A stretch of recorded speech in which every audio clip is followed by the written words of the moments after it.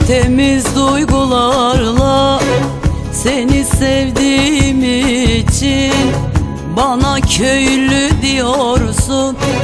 Ben köylüyüm sevgilim, yalan yeminle aldatıp ihanet etmediğim için bana köylü diyorsun. Ben köylüyüm sevgilim. Benim kalbim tertemiz duygularla doludur. Benim aşkım gerçek olan sevgilerle kurulur. Yaşantıma ters düşer, bende ihanet yoktur. Ben köylüyüm, ben köylüyüm, ben köylüyüm sevgilim. Ömür boyu sevmeyi göze almayacaksan, kutsal olan aşkımı bir heves sanacaksan, benim olan tenini ele koklatacaksan, gelme bana sevgilim, çünkü sonumuz gelmez.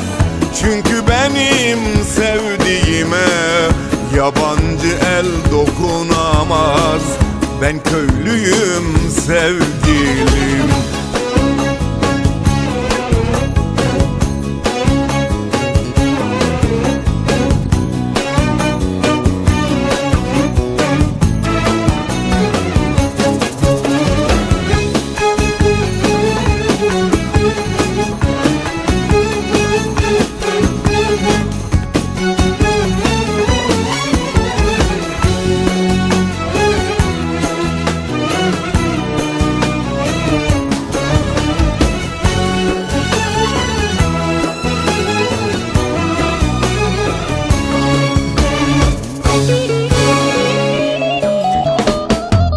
Yanlış bildiğim hayatı yaşatmadığım için gerçek seven kıskanır.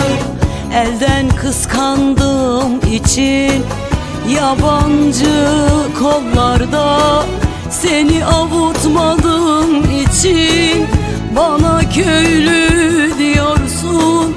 Ben köylüyüm sevgilim. Benim kalbim tertemiz duygularla doludur. Benim aşkım gerçek olan sevgilerle kurulur. Yaşantıma ters düşer, bende ihanet yoktur. Ben köylüyüm, ben köylüyüm, ben köylüyüm sevgilim.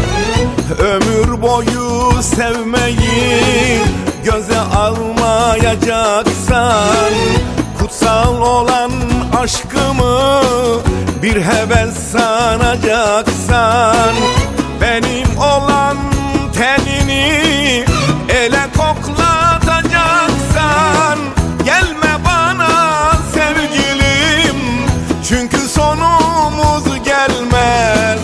Çünkü benim sevdiğime yabancı el dokunamaz. Ben köylüyüm sevgilim.